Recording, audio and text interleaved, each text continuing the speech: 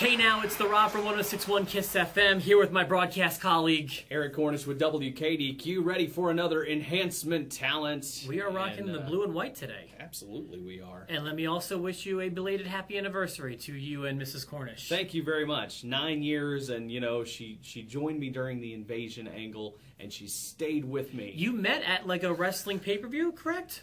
No. Oh, I'm sorry, I thought that you did. No. Didn't you meet at like a bar watching wrestling?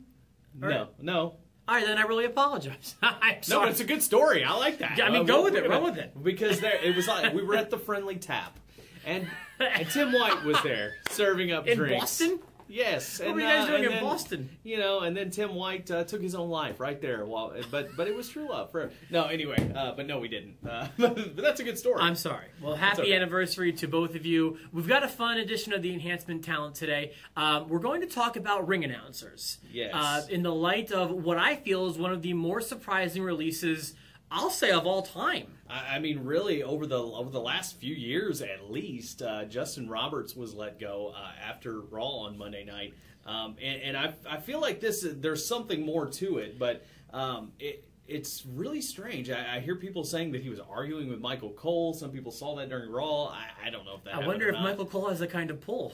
Maybe. I want him gone. But don't make that gesture. You Especially can't do when that you're talking Justin Roberts, Sorry. man. You're gone next, just like Dana Bryan. But I will say this about Justin Roberts. He was obviously a guy who Vince McMahon had groomed to be a great lead announcer. I mean, you know, you're past the days of Howard Finkel. He's been gone for a long time, and this was in an age when, you know, Lillian was gone for a little bit. Tony Chimmel, I think they've always he's kind of been their whipping boy, you know. Is Chimmel still there? Chimmel's still there. He's part of the ring crew and has been for a long time, and, you know, he got his shot to announce, and I think I get the impression that everybody on, you know, the crew just kind of makes fun of him, but he's a good announcer. I like He was. And to be honest with you, Roberts was fantastic, I thought. And Roberts, you could tell, like, Vince had groomed him because of the way his inflection on certain things and his John Cena, you know. Yeah, but very McMahon-like. Yeah, and it seemed like he would be the successor for someone like The Fink. The Fink, I would have to say, is the definitive. Absolutely. The #1 ring announcer,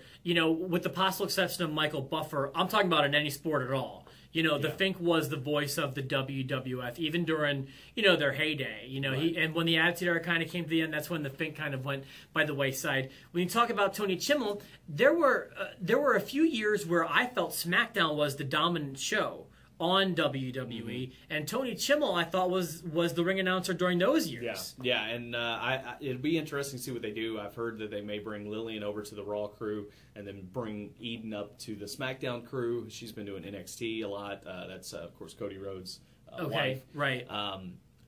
That may happen, and then you'll have 2 female ring announcers. Let's remember, Lillian was not that good when they first brought her up, but she became very, very good. I would call her good. I wouldn't call her very good.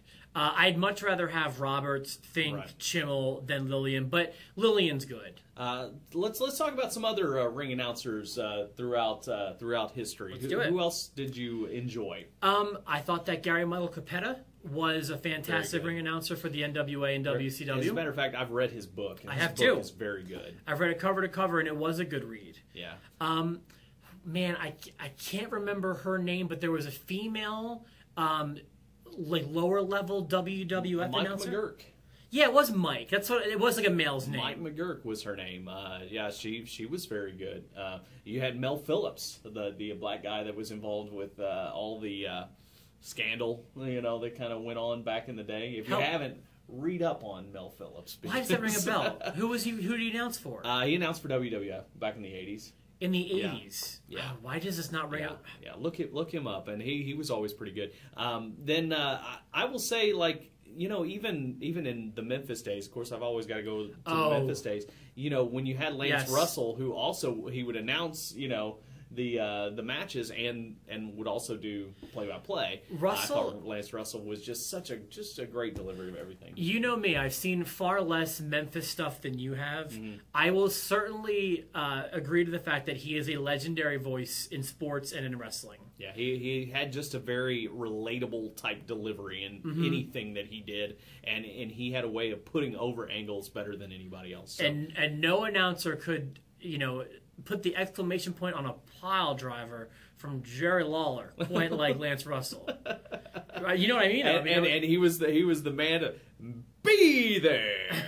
Yes. Tuesday night or Wednesday night, I guess. Here, I grew up in Louisville, so it was Tuesday night at the Garden. So, yeah, that's cool. that. Are there some great announcers that we missed? I think we covered the big ones at least. Yeah, and you mentioned Michael Buffer. I think he was better suited for boxing when they brought him in WCW. Okay, he was all right. Pinzer, Pinzer was okay. But you know what? When I was a kid and I was watching WCW pay-per-views but not so familiar with their product, Michael Buffer, A, did a good job, and B, brought a lot of credibility with him at the time. Sure. Even though he didn't know some of the wrestlers' names. That's true. Like Brett Clark. But that's true. Anyway, announcers definitely. Hey, I've done it before. It's not right. as easy as it looks. If I had to pick a sentimental favorite, it's this guy right here. Thank you. But anyway, let us know what announcers you like. What do you think about the Justin Roberts situation and wrestling in general? One more, if I could add. Sure. What about from Total Divas, Eva Marie, or JoJo. No, the one who forgot yes, Jinder Mahal. That's right. Who was it, Eva Marie? Yes, Ginger Mahal. Ginger Mahal. Eva Marie that was a great best, episode. If you saw that episode of Total Divas. Like Eric mentioned, yes, you can follow us at the eTalent on Twitter. Please subscribe to our videos to get them before anybody else does. And, of course, every Monday and Thursday, a brand new edition of the Enhancement Talent. And new champion. I can't do it like from Calgary, Alberta, Canada. That was one of my favorite announcements from the Fink. All right. Have a good one. We'll see you.